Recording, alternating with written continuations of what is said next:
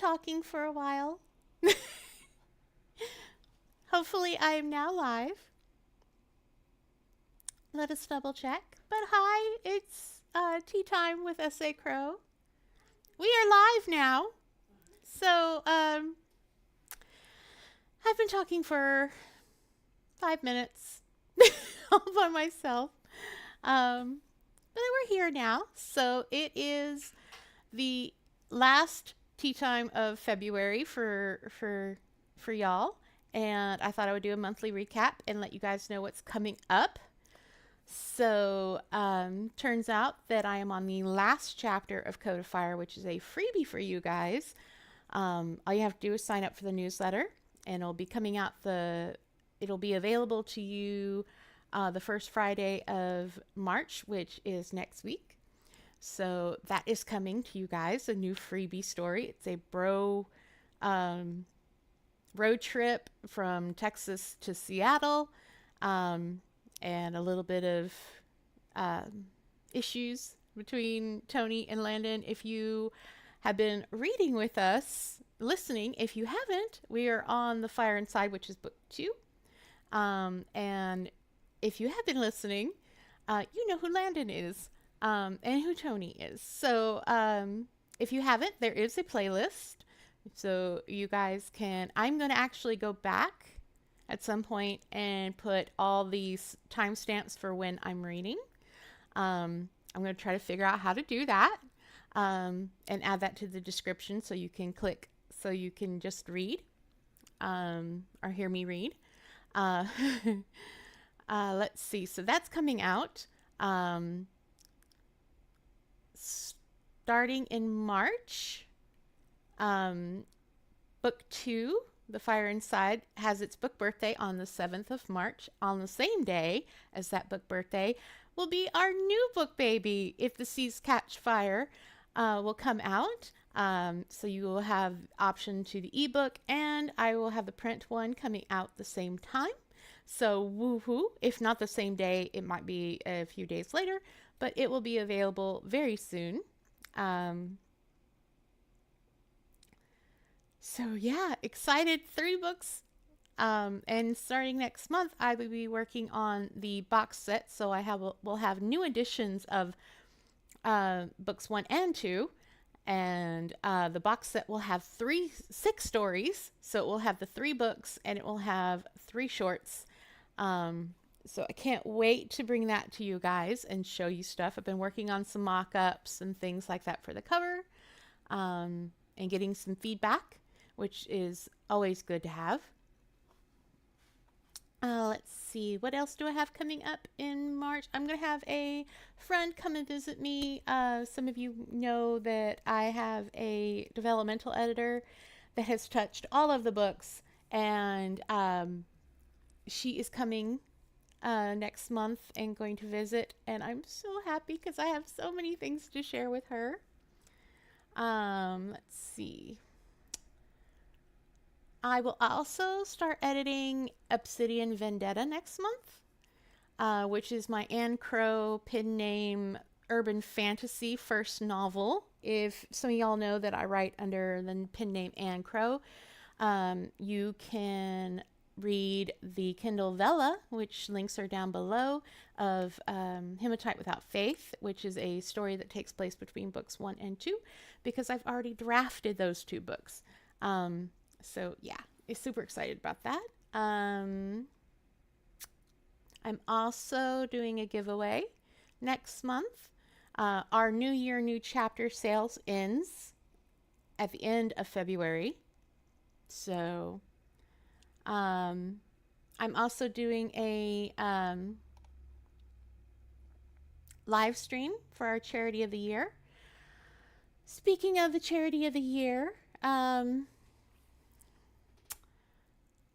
I am having issues with the cookbook still between us and the printers.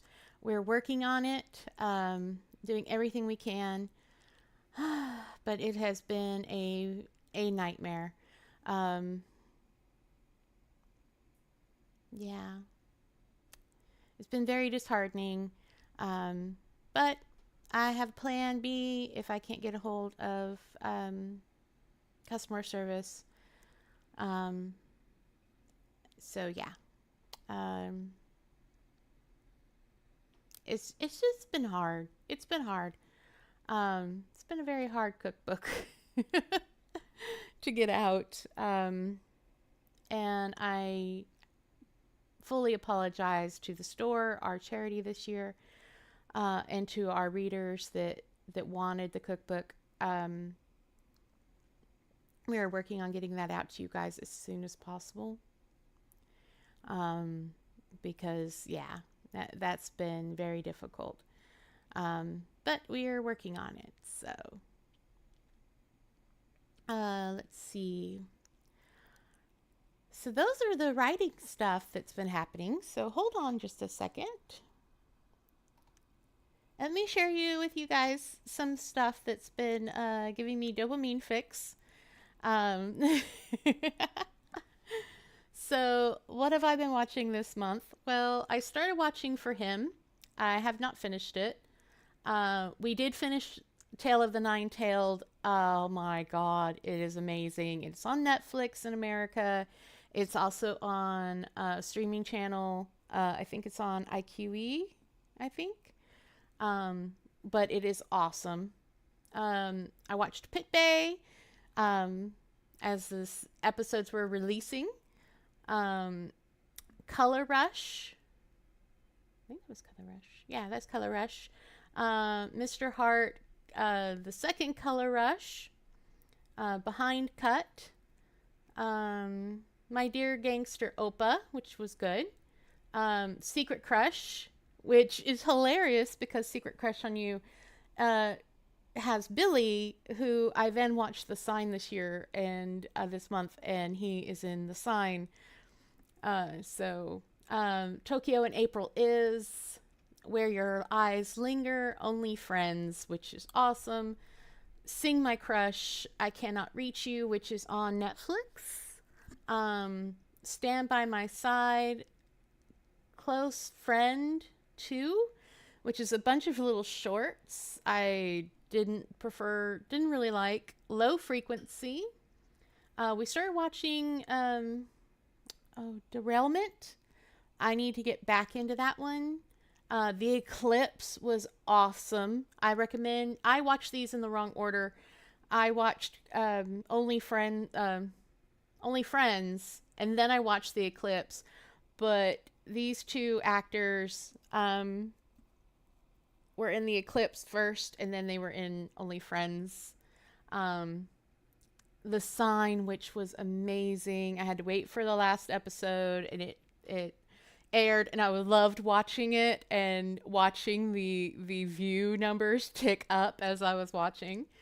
Unintentional Love Story, I have not finished. Alice in Borderland, I have not finished. We are to the episode in which Jen was watching the... Not yet, but... Yeah, we're almost up to the episode where Jen was watching. And it was very traumatizing, and I was scared of it. So, I know, I'm being a wuss. So I have to get up I'm going to have to grab my Sebastian, maybe my squishy Cerebus, Fluffy, and hug them while I continue episodes on that. We're still watching Word of Honor on Netflix. It is good.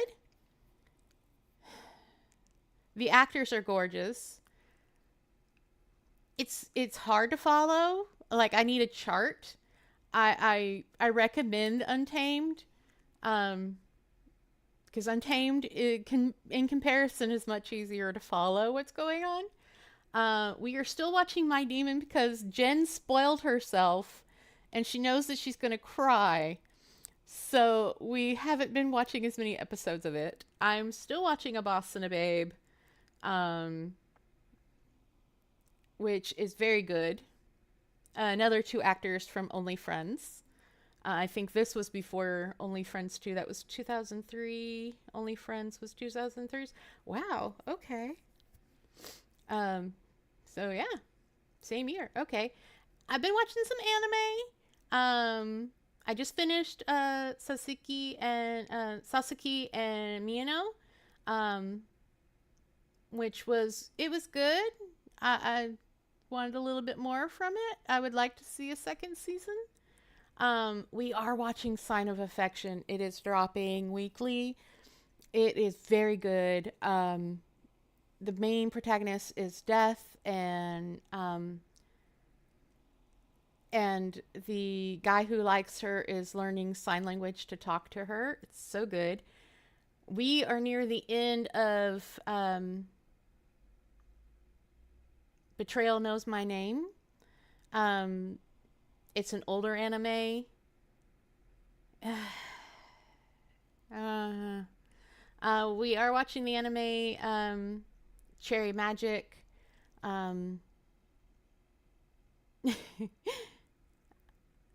the anime is easier for me than the Japanese live action because the secondhand embarrassment isn't as hard on me. Um, we're still watching da- Daka Daikaichi. Um, it came out in 2018, but we are still watching that right now. Um, and it's good. It's good. No, I think we finished it. I think we did finish that one. I don't know. We might be close to finishing. Then I watched Hitojimi, My Hero, and Given. I love Given. Um, yeah. Pictures. Huh? Pictures. No, I'm not going to show the pictures. You already are. I only showed a tiny bit.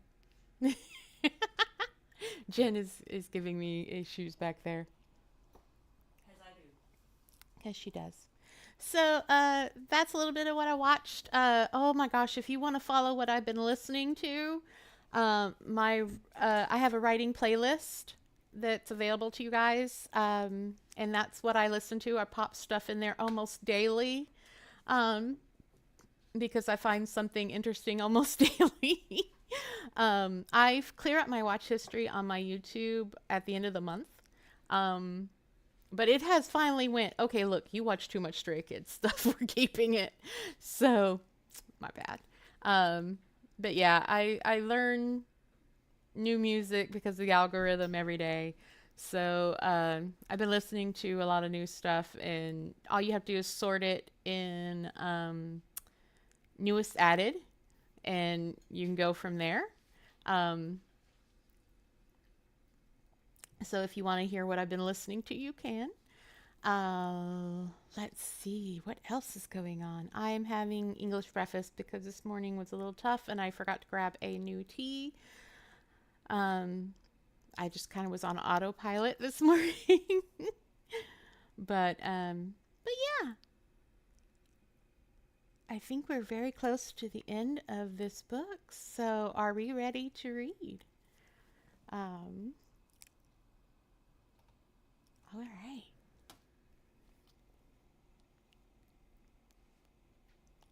Let me pull it up.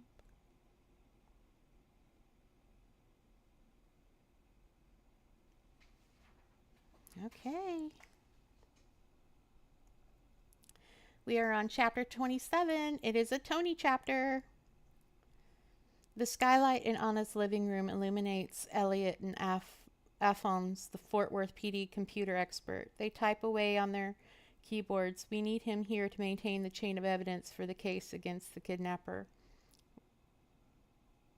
Walt brought in a whiteboard and was coordinating with the guys as we went through all the known associates and financials. He circled a few names for us and crossed a few off the list as we ruled them out. Now holding steaming cups of coffee, I watched the effort to find Anna being made by men I trust with my life. I'm filled with a renewed grasp of purpose. They aren't giving up. Malcolm and Nate are at the precinct working with Davison to coordinate with us, knowing the clock is racing against us, giving an extra sense of urgency to the whole endeavor. Walt accepts a mug of fresh coffee from me and nods his head in a reassuring way. Elliot grumbles a thank you as I place it near his computer, and Alphonse stops to take his cup directly and give me a thanks. We're working the angle that whoever this person is, they're connected to Sebastian, and they have the money and the means to play a long game. The name we've come up with that shocks me the most is Emmanuel, his brother. He was at the trial and paid for his defense team. And to top it all off, Dyer works at the head of the IT department for the bank in which he heads the foreign division. Sitting down on the couch, I take in the sounds of Walt's pacing steps, the clicking of the keyboard keys, and the ringing of his cell phone. We have the go-ahead. Search his financials. Walt's voice cuts through the air, and the keystrokes intensify. Shit, I have it, Elliot calls out half an hour later. No, I have it, Alphonse says right after him. Have what? Walt shouts, his arms raised in exasperation. I'm already at the dining table and peering over Elliot's shoulder before Walt gets there.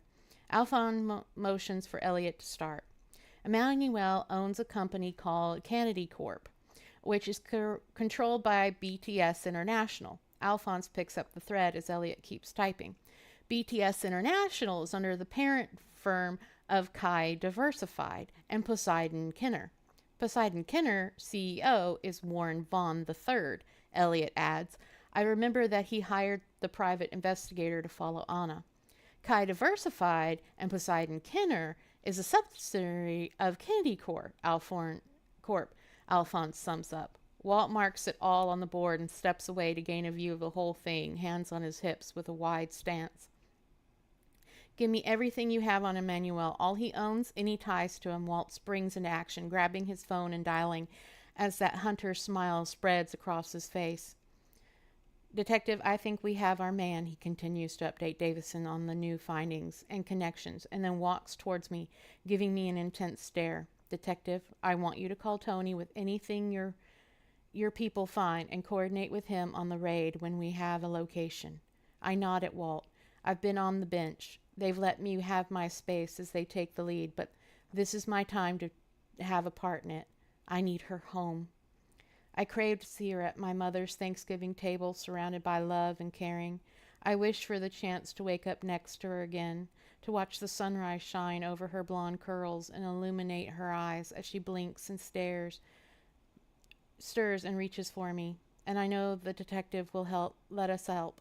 Between our credentials and training, they can be for damn sure we won't be a hindrance. Things move rapidly after we have a true suspect. Davison gets a warrant for Emmanuel's condo. It's startling to realize he lives less than a mile from here. We learn he hasn't been to his residence since the day before they took Anna, and it's a safe bet he has a hideout somewhere. We gather intelligence on all the companies or properties attached to him, and Elliot finds an organization called Entre Metiers Corporation and how they own property in Mansfield. He pulls up the material on the mansion as I call Davison to give him the message, address, and what details Elliot can pull from the internet. A few moments later, he calls again, saying he has a warrant and SWAT is heading to a staging location. We load up, head out to meet them. Nate and Malcolm greet us with nods as we enter the ops tent, set up in a field near the mansion. We have blueprints, and I stare down at the 5,419 square foot home built on over 5 acres. We've been observing since we got the address. A few cars have come and gone, but Emmanuel's vehicle hasn't moved. He can't get a read on how many bodies are inside or where they might keep her, Nate reports. We spend a few moments gearing up and dividing into 2 teams. A medical team is standing by. The SWAT leader knocks and announces that we have a warrant to search the premises. No one answers. He tries once more, and when he's met with silence, he gives the go-ahead for the door to be busted in. Entering the house is a blur of reflexes and knowledge. The open space seems wrong to me, the homey decor not matching what we find. Women are in lingerie with high leather collars, cowering in corners away from our intrusion. Chains extend from the ceiling and walls. The embedded rings on the floor hold more chains, and there's a woman at one of those curled up into a ball as far from the door as the chain will allow, her eyes filled with terror and pain. One team breaks away and heads up the stairs to the 2nd floor, which holds 2 bedrooms, a game room, and a media room according to the blueprints. Walt and I are with the group who search the ground floor, coming to a locked door to what should be one of the two master bedrooms. The SWAT lead on my team bursts through the door. Fragments of the wood hanging from the lock make a wooden curtain that leads into a densely soundproofed room. We enter, and a scene appears in front of me in flashes as they take up positions around the area. Emmanuel comes out of the joining bath suite towards Anna with a knife. She's on the mattress, her head in a box and wrists chained to the sides. Shouts of "drop the weapon" fill the space, and I dart forward before I know if he has or not, putting myself between her and the danger. A shot rings out just as I reach her, but I'm not sure from whom. "Anna, it's me. It's Tony. We're here to take you home," I say in quick spurts as I examine her restraints. The meaty slap of bodies piling on top of someone fills the space. I continue to whisper calming words to her when she shrinks back from the noises of chaos in the room. "I have you. Everything's all right. It's Tony. We're getting you out of here," I repeat as I remove the chains holding her wrists. I find the latches on the top of the box as the shouting starts. Emmanuel is cursing and threatening Anna. Her whole body is shaking and trembling. It takes every ounce of willpower I have to continue to free her and not kill him. Her needs come before my needs for revenge or rage. "I'm going to remove this." My voice sounds much calmer than I feel. More scuffling sounds behind me as they take Emmanuel from the area. Getting the box off, I throw it across the room, clenching my stomach as I catch sight of tears pouring down her pale cheeks. "I'm taking the blindfold off now, Anna. We have medical standing by. Can you walk?" She nods. I deliberately, carefully get the blindfold off of her. She keeps her eyes clenched shut so hard the surrounding skin is wrinkling and growing red with the strain. "He's not here. You're safe now. He's gone. You never have to see him again." I seek to soothe those wrinkles with reassurance as my heart wrenches inside my ribcage. Instead of reaching for her, I rub at the pain in my chest and struggle to keep breathing smoothly. Someone hands me a blanket and I wrap it around her naked body. "Can I help you up?" I ask. She nods and opens her mouth and tries to say something, but nothing comes out. Trying again, she's able to croak out, "My wrists," before she coughs. My eyes drop to her hands and how her left wrist is cradled against her body. "Okay, then I'm going to wrap my arms around your waist and lift you up instead. Let me know when you're ready." Another nod. I do exactly that from where I'm crouched beside the bed and get her to her feet, staying near enough until she's stable before I even think about moving from her side. Unsure if I should feel angry or sad or worried as she takes careful strides towards the door. All of my concerns mix into a ball of emotion. I do my best to shove them aside and focus on her. She slowly places each foot in front of the other. I think somewhere deep down, below all the guilt and fury, there's pride. Pride for her, for these steps. There is also shame at seeing her like this again. It's my fault she's in this condition again. I relive the last time we found her in my mind. Even then, she'd nearly saved herself. Now out of the clutches of a man who ensured any escape would be impossible, she's walking herself away for the second time.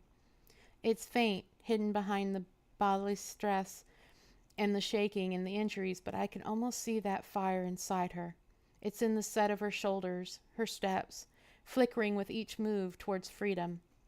Someone hands me another blanket, and without taking my eyes off her, I wrap it around her. Everyone gives us a wide berth. My chest aches, and the pressure I exert to keep my hands from bawling with rage at what this family did to her is immense. Yet everything I'm feeling is nothing compared to her suffering. She is my first and only priority as we leave this horrible place together. I will do all I can to never let her down again, to live up to her strength. Someone called in a care flight, and we make our way to the Arlington Memorial. When we arrive, we learn more about her condition. Massively dehydrated, she suffered electric burns in multiple places on her body, but particularly her abdomen and thighs. Skin lacerations on her back, major vocal cord stress. Her left wrist has sustained damage and is going to require a specialist. There are fractures to a few of the tiny bones that make up the carpals that protect the carpal tunnel, and the tendon in the tunnel was torn in half. They take photos and a rape kit for the police and then give her a sedative to help her rest. I ask if I can stay with her under the condition that I don't add to her stress. I spend the day and night in her room, drifting in and out of sleep, waking when anyone gets close to her door. A nurse comes offering a soft, cheery greeting, and when I glance at Anna, her jeweled eyes are full of questions. The horror lingers in their depths, and something that looks like shame. "Hi," I said tentatively when she sees me shifting forward in my seat. Will she want me to leave her? "Stay," she croaks against almost immediately, her voice still hoarse. Her right hand touches her throat as she swallows in pain. The nurse puts a needle in the port of the IV tube, informs us that it's only pain meds. She checks Anna over, adds notes to a chart, and says she'll return with some cool water. "What?" She tries again. "Do they have him?" I tell her about Emmanuel being arrested, how the police will need to ask some questions, and I called her lawyer and they agreed to take up the case. She listens as I explain about finding files on white slavery and sex trafficking group within Erte Metsier Corp and their connections, both in country and international. The FBI is handling that situation and helping the women held at the house get their lives back and form legal cases against the group. "Told you I was right," she squeaks quietly once my explanation fades from the room. I can tell the drug is making her a little loopy, and I bark out a laugh, unable to help myself. "I love you," I insist. She smiles at me, states she loves me before the medicine knocks her out. Walt, standing in the doorway, beams at us, waiting a beat before speaking up. We talked to Landon and told him we have his back. He wants to help any way he can. His eyes are tired and worn, but there's something satisfying in his gaze as we exchange a glance in mutual understanding. He's pleading guilty to the kidnapping charges and mailing the letters. I nod and look back at Anna, her face soft in a drugged sleep. I pray the night wears will hold off for a while. I worry about what she'll want to do when she's well enough to leave here. It's going to be a long night of worry for me. They scheduled her wrist surgery for tomorrow morning. "Walt, do you mind bringing me some clothes?" He smiles in answer and heads back down the hallway. So, that was chapter 27. I hope you enjoyed that. And don't forget to come back next Monday.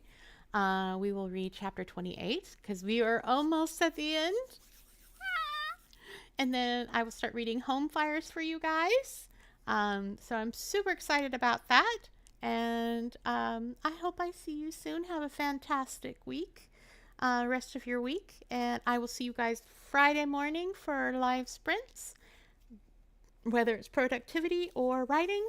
So writing, editing, whatever you need to do, check that out on Friday. And I'll see you soon.